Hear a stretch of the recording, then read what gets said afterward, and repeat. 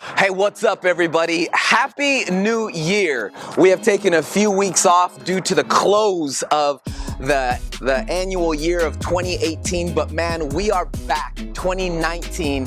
My name is Chris Aon, man, campus pastor of Calvary Arlington. Man, I hope you guys are blessed this year. I hope you're gonna walk into the year of God's favor. Now, to be honest with you, since the cross, every year is the year of God's favor, but our Pastor Ben, has declared it the year of God's favor because we are going to focus on that aspect of what has always been ours 2,000 years ago, and that's why we've dubbed it the year of God's favor. I hope you're going to receive His favor. If you missed last week's message, man, you need to go online at calvarychurch.cc. Check it out. It's going to be powerful. Now, this week, we're starting a brand new series that we've entitled Our Church is Kind of a Big Deal. And through this series, I'm telling you, you're gonna be encouraged and uplifted in so many ways. I am literally bursting at the seams with this series because it is gonna set you right in 2019.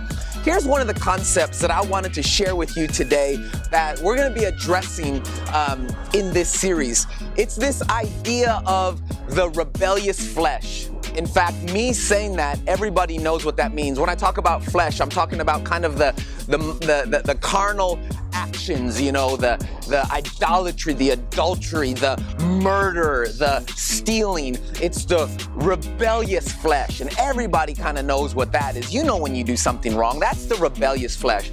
But did you know that the Bible talks about two types of flesh? Did you know that? Did you know that there is a religious flesh? My God. As a matter of fact, you can find the religious flesh outlined in Galatians, in the book of Galatians, because the religious flesh is much more sinister. In fact, the religious flesh, you can't see on the outside. See, the rebellious flesh, you can see it right out the gate. Y'all shacking up together. You're a crack addict. You're this. I could see your life. You still got glitter on your hand. You got the stamp from the club. You still drunk. I could see the rebellious flesh. Now listen to what I'm about to tell you, because this is powerful. But the religious flesh is equal, if not more dangerous than the rebellious flesh. Two reasons why. Number one, the religious flesh doesn't realize it's flesh.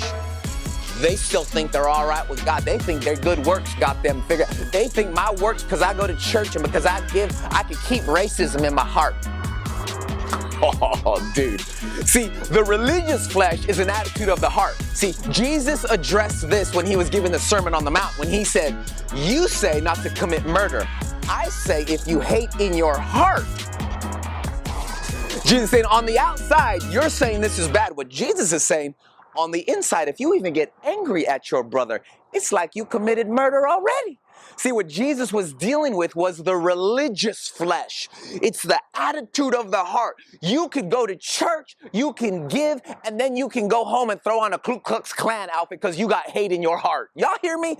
That is the deadliest form of flesh right there. It is the religious flesh. And it is why Christ was anti-religion. It's why his greatest rebukes didn't come to the sinner. It wasn't the woman caught in adultery. It wasn't the woman that had 3 boyfriends and 2 husbands drawing water from a well, the Samaritan woman. It wasn't these people. It was the religious that Jesus went after because he knew the religious flesh was so dangerous. I want to encourage you today, beloved, that the gospel message is not trying to clean up the outside of you, the rebellious flesh. Do you know what the gospel message does? The gospel message changes you from the inside out. It takes that dirty heart of stone. It takes your motivations. It radically transforms you. It's where in Hebrews chapter 8 where God says, and I will put a new spirit in them. I'm going to change them from the inside out. See, we like to focus on the rebellious flesh, man. The way this guy acts, wow, man, he's dirty. Look at it, he got tattoos. My God, look how dirty he is. He got 3 girlfriends over here, and that's what the church focuses on. But I'm sorry, y'all. I don't know why I'm apologizing, but that is not the problem. The problem is the religious flesh, because you don't got a right heart, because you still trying to work this thing out by your actions, because you don't trust that there's a good Father that is taking care of the inside. And by the way, if you take care of the inside, it makes a way for the outside. In other words, the first thing you got to address is the inside. The outside will follow. The behavior is a fruit of the root. In other words, if you're connected to the vine, you're going to bear the right fruit.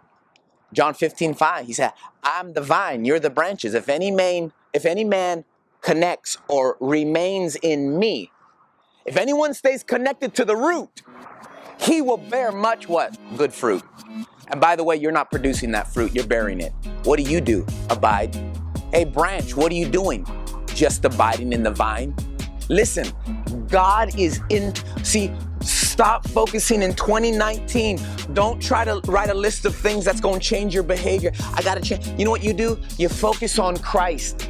And the byproduct of focusing on the life of Christ that is inside of you will be love, joy, peace, patience, kindness, goodness, faithfulness, gentleness, self-control. Against these, there is no law.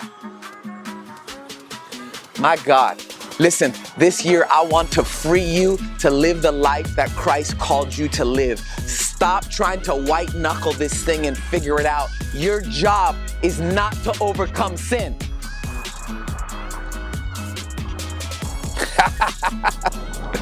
Let that revelation sink in. Your job, church member, church goer, churchman, is not to overcome sin. Your job, abide in the vine. And the byproduct, you're going to live in the victory that Christ already won over sin. You ain't Jesus. Sorry. You don't get to have that notch on your belt. Jesus has that notch on his belt where he overcame sin and the grave, not you. What you do is abide in the finished work, what he's already done for you. And beloved, when you can live in that place that it is Christ's victory over sin, and you can abide in that secret place right there, the Christ in me, you will live right more on accident than you ever could trying to live right. That is a revelation, by the way. Let that settle into your religious heart if you're listening to me and you don't have a revelation of the gospel. Roll that up in your theological pipe and smoke that a little bit, because that's going to mess you up right there. I'm telling you, it is the way that you see this thing, the gospel. See, we just gonna focus on the religious flesh. That's all. I'm sorry, on the rebellious flesh. If I could just live right. No, that's not what God's calling you to do. He wants a heart change in you. We're gonna talk about this. We're gonna be looking at Galatians chapter 1, where the Apostle Paul is talking to this Galatian church saying, man, yeah, who's bewitched you? The LBJ version says, my dear idiots. You know what he's saying to the church? Look, you started this thing out in faith. Now you're trying to work this out by your own strength and your own religious ideologies. You know what he was addressing? He was addressing the religious flesh. That's what he was addressing. So we're going to look at Galatians chapter 1. We're going to dive into this. This is our church. It's kind of a big deal. Part 1, I can't wait to see you. Arlington Music Hall, y'all. It's right there on Center and Division. Connected to Babe's Chicken. It's the Arlington Music Hall. That's where Calvary Arlington meets at 9 and 11 every Sunday. I can't wait to see you. God bless you. This is going to be a great year.